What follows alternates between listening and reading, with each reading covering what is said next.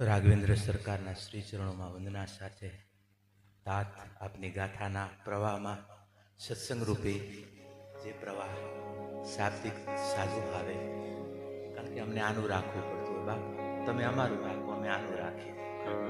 આનો પ્રવાહ છે ભાગવત રામાયણ, રામાયણ ગીતા મારી ઉડવા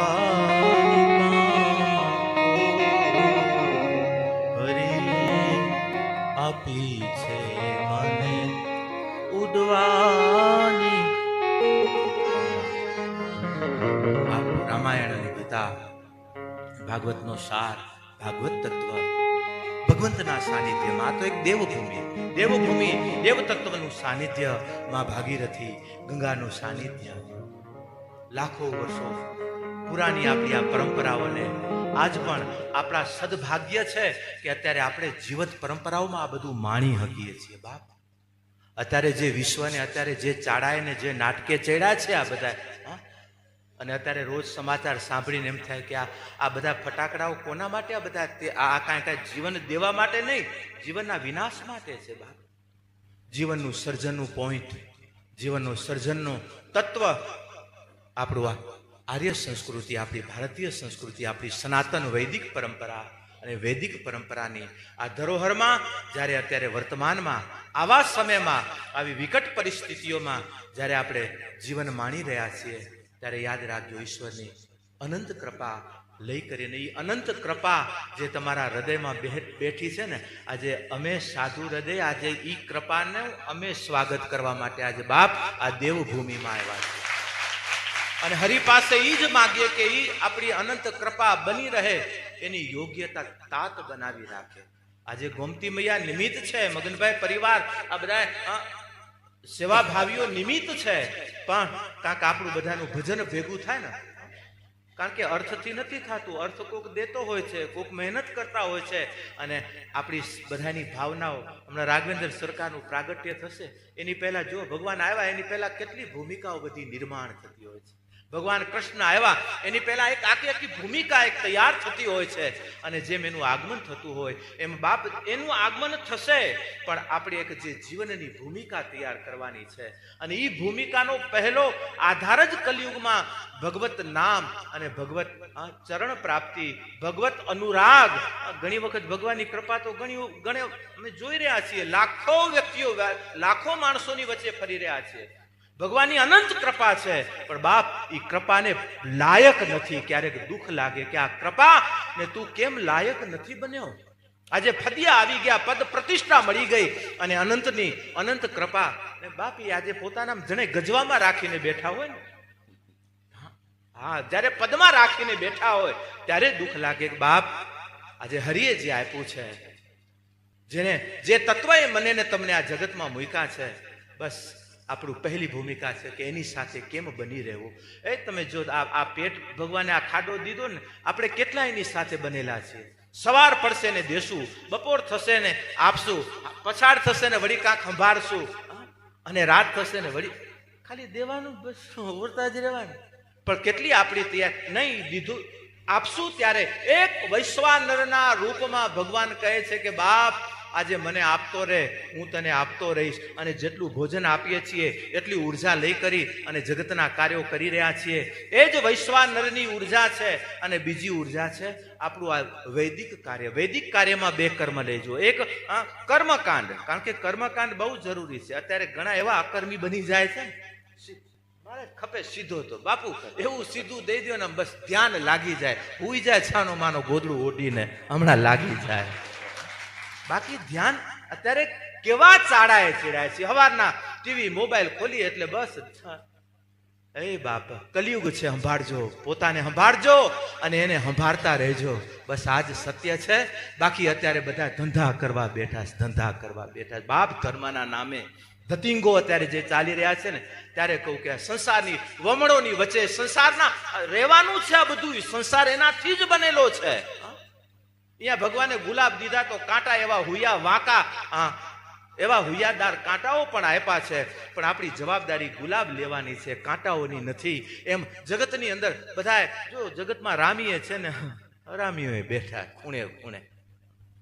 હવે એની જગ્યાએ આપણું રામત્વને આપણે લઈ કરીને નીકળ્યા છીએ. બસ મારો રામ બધામાં સર્વવ્યાપી છે, બધામાં બેઠેલો છે. ઓની અંદર એને પોતાનો રાવણ જગાવી લીધો હોય તો એની મુબારકતા. અને યાદ રાખજો, રાવણનો અંત છે, રામ અવિનાશી તત્વ છે. હુંકાર, મેંપણું, અહંકાર પછી જ્ઞાનનું હોય, પદનું હોય, પ્રતિષ્ઠાનું હોય કે પછી ધનનું હોય. બાપ જ્યારે હું આવે છે ત્યારે આપણો હરી થોડો દૂર થાય છે. એ હું ને બાપ દૂર કરવા માટે કર્મકાંડમય આપણું જીવન બહુ અનિવાર્ય છે. કર્મી બનવું પડશે. એક કર્મ તમારા જગતનું છે કે જેના દ્વારા ધનોપાર્જન છે, અને એક કર્મ એવું છે કે જેના દ્વારા ધર્મ ઉપાર્જન છે, ધર્મ પ્રાપ્તિ છે. અને ધર્મ પ્રાપ્તિ એટલા માટે કલિયુગમાં મોટામાં મોટી આહુતિ કઈ તો કે દાનની. દાન 4 ચરણ જે ભાગવતમાં બતાવ્યા, સત્ય, તપ, દયા અને આ 4 થી ઉભો છે બાપ. આ 4 માંથી એક પણ. અને કલિયુગમાં મોટામાં મોટું કયો આધાર છે તો કે દાનનો, સેવાનો. અને યાદ રાખજો બાપ, સેવા અને સમરણ જ્યારે આ બે વસ્તુ સાથે હશે ને ત્યારે એવું દૂર નથી આપણાથી. સેવા અને સમરણ. સેવા એક હાથમાં સેવા હશે. અને યાદ રાખજો, સેવા, ભગવત સેવા એ તો આપણી ઉપાસના, આપણા કર્મ કાર્યમાં આવી જશે. પણ જગતમાં જ્યાં તમે બેઠા છો ને, ઘણાને એમ થાય કે અમે શું બાપ બનીને આવ્યા એટલે છોકરાને જ હાચવવા, અમે મા બનીને આવ્યા એટલે ઘરને જ હાચવવું, અમે શું આ કુટુંબ લીધું એટલે કુટુંબને જ હાચવ. હા બાપ, આ સેવા છે. યાદ રાખજો, અમારી પણ એક સેવા છે. આજે ઘર મૂકી અને અહીંયા બેઠા છીએ. ઘર મૂકી અને બાપે બદ્રીનાથજી સેવા માટે અમને લીધા છે. બાપ કાંક અમારી સેવા એની કને કબૂલ હશે અને કરવા જવું પડે. બેહી રહેવા માટે નથી દીધા અમને ઘરા. આ બેહવા માટે આ ભૂમિઓમાં નથી આવતા બાપ. અહીં નહીં કરી અને તમારા આંગણાઓમાં, તમારી ચોખઠો ઉપર આવીને કહીએ છીએ કે બાપ જાગતા રહેજો. બાપ જીવનના આનંદને માણતા રહેજો. જીવન તો પશુ પણ જીવે છે, પણ આપણે જીવનને કાંક માણવું છે.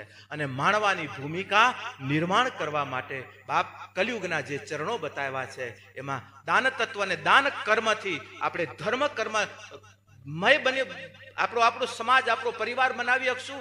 અને ધર્મમય પરિવાર સમાજ હશે તો બાપ હરિ શું છે, પરમાત્મા શું છે, ધર્મ એ પછી કેવું નહીં પડે. બસ જ્યારે સમય આવશે અને જ્યારે હુકમ આવશે કે આજો બાપા હરિદ્વાર કથા કરાવી છે, બદ્રીનાથજી સત્સંગ કરવો છે, અને જ્યારે અંદરથી બસ નીકળી આવીએ ત્યારે સમજજો કે હા કાંક ઈ બોલાવી રહ્યો છે.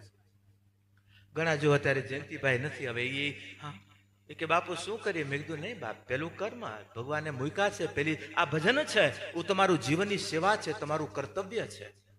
અને કર્તવ્યના બેજ ઉપર બની રહેવું એ સંસારનો તમારો પહેલો ધર્મ છે. આજે માં, આજે બાપ, આજે આ દીકરી, પુત્ર વધુ, આ જે કરો છો યાદ રાખજો, તમે તમારું નથી કરતા, ઈશ્વરની આપેલી સેવા કરો છો. સેવા ભાવે સંસારને આમ સેવા ભાવે સંસારને નિર્માણ કરો, તમને સંસાર ભાર નહીં લાગે. અને એ સેવાથી બાપ જે સત્યને સમય આવે ત્યારે પામું. બાપ પાણી તો પીવરાવવું પડશે ઝાડવાને, યાદ રાખજો. બાપ સાહેબે કીધું ને સાખીમાં, ઋતુ આવે તબ ફળ હોય. જ્યારે ઋતુ આવે ત્યારે ફળ હોય છે, પણ એની પહેલા ધીરે ધીરે રે મના, ધીરે સબ કુછ હોય. ધીરજ, અને એ ધીરજનો આધાર બસ ભગવાન રખાવે બાપ, ઈશ્વર રખાવે. બસ આની ક્યારે રખાવશે? જ્યારે આવે ઘડીઓમાં કાંક.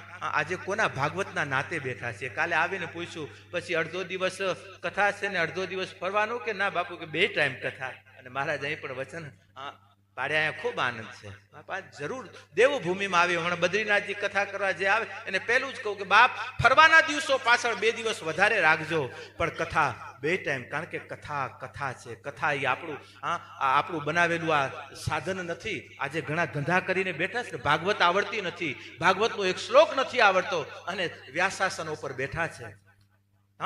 મોક્ષ મુક્ત તત્વની પોતે ફદિયાથી, કવરથી મુક્ત થઈ નથી શકતા, અને બીજાને મુક્તિના માર્ગો બતાવે છે.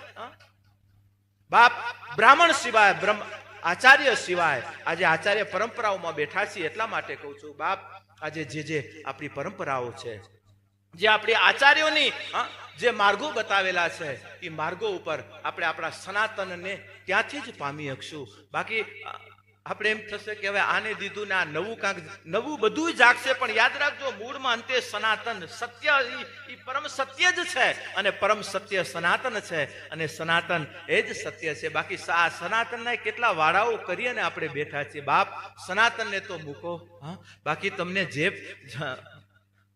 સનાતનના હથિયાર, સનાતન તો એક સાધન છે એને, અને સનાતન એટલે શું? જે આપણું કર્મ, જે આપણું જીવન.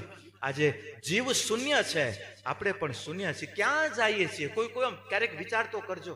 આ દેહ બાળી નાખશે, ખાક થઈ જાય, પાંચે તત્વ પાંચમાં આપણે કયા લોકમાં, કયા બ્રહ્માંડમાં, કઈ આ અસ્તિત્વમાં આપણું અસ્તિત્વ શું છે?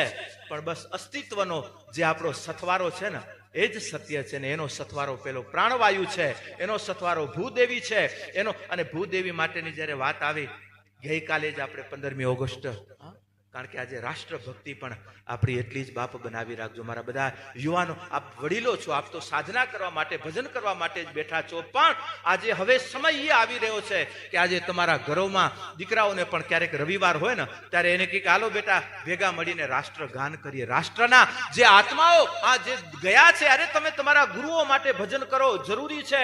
સંતોનું સ્મરણ કરો, જરૂરી છે. ભક્તોના આ ભજન ગાવ, જરૂરી છે. પણ આનાથી પણ એક વિશેષ જરૂરી છે કે ક્યારેક અઠવાડિયે 15 દિવસે ક્યારેક ઉત્સવ, ઘરમાં ઉત્સવ કરો. એ સમયમાં જેને રાષ્ટ્ર માટે બલિદાનો દીધા છે એના સ્મરણ માટે એક શ્લોક અને એક ગાન કરી લઈએ ને, એ પણ બાપ મોટી પ્રાર્થના છે. જેને લઈને આજે આપણે પ્રાર્થનાઓ કરી રહ્યા છીએ, જેને લઈને પ્રાર્થનાઓ કરી રહ્યા છીએ. માટે ગઈકાલનો દિવસ, આજના સ્વતંત્રતાનો આ જો પહેલો દિવસ છે, 80 વર્ષ પછીનો 80મો આપણો આ વર્ષગાંઠ ગઈ, આવતા 20 વર્ષ બાકી છે શતાબ્દીના. આપણા મોદી સાહેબ બહુ મોટા સપનાઓ ભારત માટે, એના માટે નથી જોયા બાપ, એને આપણા સનાતન માટે, હિન્દુત્વ માટે જોયા છે. માટે હિન્દુત્વની ગૌરવતા, આપણું સનાતનની ગૌરવતા બનાવી રાખવી આપણા સર્વની જવાબદારીઓ સાથે.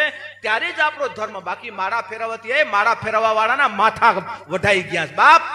આજે માળા ફેરવવા વાળા, પૂજાઓ કરવા વાળા, પૂજાઓમાં કાંઈ રહેવા નથી દીધું. જ્યારે આપણી રાષ્ટ્રભક્તિ જ્યારે ગૌણ થઈ છે ત્યારે. માટે આજે તમે ધ્યાનના માર્ગે જાઓ, યોગના માર્ગે જાઓ, ભજનના માર્ગે જાઓ, પણ જ્યારે રાષ્ટ્રની વાત આવે ને તો રાષ્ટ્રભક્તિ માટે બાપ આપણા સનાતનની સિદ્ધાંત આજે કેવું પડે વંદે માતરમ. કારણ કે આજે માં વગર આરો નથી, સનાતન વગર આરો નથી, ને માં શબ્દ સનાતનનું ઘરેણું છે. અને આજે ઈ વંદે માતરમના સ્વરૂપમાં, વંદે માતરમના રૂપમાં અત્યારે ઘણાના પેટ દુખે, કાલે જ દુખતા છે ને, અડધું ગાય કરીને બાપા જગત જોઈ રહ્યું છે. પણ આજે આપણી દેવભક્તિની સાથે આપણી રાષ્ટ્રભક્તિ પણ આપણા સર્વ માટે. અને આપણા વડીલોને કહું કે આપણે યુવા વર્ગમાં આજે નહીતર આ રમકડા કેવા રમાડી દે છે. આજે મોબાઈલ દ્વારા શું એને નથી મળતું, પણ આજે આપણે આપણા કાર્ય દ્વારા જેટલા આપણે અંદરનો આપણો પાવર એક્ટિવ રાખશું ને, યાદ રાખજો આ આપણા બનાવેલા રમકડા છે ને, આને આજે આ રામનું રમકડું છે. હા બાપ, અને રામના રમકડાને એવું સંભાળજો. બાકી બહારના રમકડાને ભલે રમતા રહેજો, પણ આ રામના રમકડાને, આ રામના રખોપાને, આ રામની આ કૃપાને, આ નારાયણની બાપ સાક્ષીને, આ શિવત્વની એક કટકાને જીવ સ્વરૂપી જે બાપે દીધો છે, બસ એને સંભાળજો. ને એને સંભાળવા માટે આ એક દેહ મળ્યું છે. તમે ગાડી રૂડી રાખો, તમારા ઘર રૂડા રાખો, પણ તમારી કાયાને પણ સ્વસ્થ રાખજો. બહારથી ભલે રૂડી રાખો, જરૂરી છે બધા માટે, પણ એના કરતા અંદરથી જેટલા આપણે સ્વસ્થ અને જેટલા દિવ્ય હશું ને, એનો આધાર આપણું ભજન છે, એનો આધાર સેવા છે. અને આ એક બેંકની સેવા કરી અને બાપ થતા દોષોને પણ તમે આમ જેને કહેવાય ને ત્રાજવામાં, બે પલ્લાઓમાં ત્રાજતા રહેશો ને ધર્મનો કાંટો સ્થિર રહેશે. આ જીવ શિવ સાથે જોડાયેલો રહેશે. પણ આજે સેવા ભાવ અને સમરણ ભાવ, સેવા છે જગતનું કર્તવ્ય અને સમરણ છે પરમાત્માનું ભજન, અને ભજનનો એક આધાર અને સેવાનો પણ આધાર. આજે આપણું આ આયોજન કે જેમાં કેટલા સેવા દઈ રહ્યા છે. હવે તો બદ્રીનાથજી નક્કી કર્યું છે બાપ, આપણો આશ્રમ હોટલનું રૂપ નહીં, કોઈ આવતા હોય ને દઈ જાય નહીં. બાપુમાં એક પરિવાર આવે, સેવા પોતે પોતાની કરે બાપ. થાળીઓ પોતે ધોવો, રસોઈ પોતે બનાવો, જમાડો અને જમો. બાકી આ ફદિયા દઈ કરીને નીકળી જાય નહીં બાપ.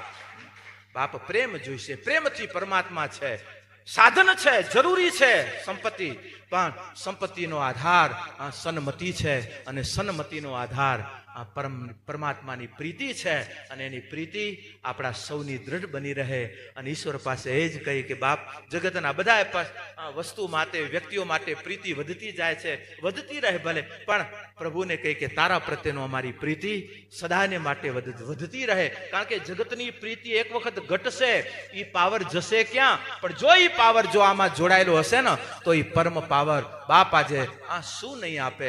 બાકી આ પ્રીતિઓ આપી આપી બધા, અને સમય આવે ત્યારે બધા જ પાવર પાછા રિટર્ન થાય. જે ભાવ હોય જગતના એ પ્રેમ ઓછા થાય જ છે, પણ પરમાત્મા પ્રત્યેનો પ્રેમ બાપ પછી દિને દિને વધતો જશે. અને એ જે શરીર વૃદ્ધ થશે, આપણી બાલ્ય અવસ્થા આવતી જશે ને એ બાળકને બાપ આજે આવો રામના રૂપમાં જે આગમન થવા જઈ રહ્યું છે, એ જ તાતને કહે કે હે બાપ એ બાળકના રૂપમાં એટલા માટે કૌશલ્ય માએ કીધું ને કે હે નારાયણ આ ચતુર્ભુજ નથી જોઈતું, બાળક બન, છોટો બન. અને જ્યારે છોટો બનીને આવે છે અને ત્યારે જગતને સંદેશ આપે છે કે બાપ હું પણ આવ્યો છું, તમે પણ આવ્યા છો, બસ હું મારું કર્તવ્ય લઈને આવ્યો છું, તમને તમારું કર્તવ્ય દઈને મૂક્યા છે, નિભાવતા રહેજો, બાકી ભેગો છું એટલો વિશ્વાસ રાખજો. મેં હું વિશ્વાસ મેં એ જ ભાવના સાથે આજે કોઈ ઔપચારિકતા ન કરતા તાતના શ્રી ચરણોમાં વંદના સાથે વ્યાસપીઠ ઉપર અશોક મહારાજજીને વંદના, અમારા ભૂદેવોને પણ પોથી ઉપર બિરાજમાન સર્વને વંદના, અમારા ગંધર્વ અધિકારીઓને, સંગીત સાથીઓને અને આપ સૌને અને અહીંયા જે કાંઈ સંભાળી રહ્યા છે સેવાધારીઓને આપ સૌને ખૂબ ખૂબ વંદન, અભિનંદન અને શુભકામનાઓ નવા વર્ષની. કારણ કે આપણું સાચું નવું વર્ષ તો બાપ આમ બીજી રીતે જોઈએ તો આજે છે. આપણું રાષ્ટ્ર આજના દિવસે બાપ સ્વતંત્ર થયું છે અને એ રાષ્ટ્રની ભારત માતાના ચરણોમાં વંદના સાથે ભારતીયતા અને આપણી સનાતનતાના ગૌરવતા સાથે જીવનની યાત્રા, જીવનની ઊંચાઈઓને પ્રાપ્ત કરી એ જ તાતના શ્રી ચરણોમાં પ્રાર્થના સાથે કાંઈક પણ અવિવેક શાસ્ત્રનો થયો હોય તો એ શાસ્ત્રના શ્રી ચરણોમાં વંદના સાથે મારી વાણીને વિરમું. અસ્તુ. ઓમ રાઘવેન્દ્ર સરકાર કી જય, લક્ષ્મી નારાયણ ભગવાન કી જય, ભગવતી ઉમિયા માત કી જય, ભગવતી ગંગે મૈયા કી જય, સનાતન ધર્મ કી જય, ગૌ માતા કી જય, ભારત માતા કી જય, સત્ય સનાતન ધર્મ કી જય. ઓમ નમઃ પાર્વતી પતये હર હર મહાદેવ.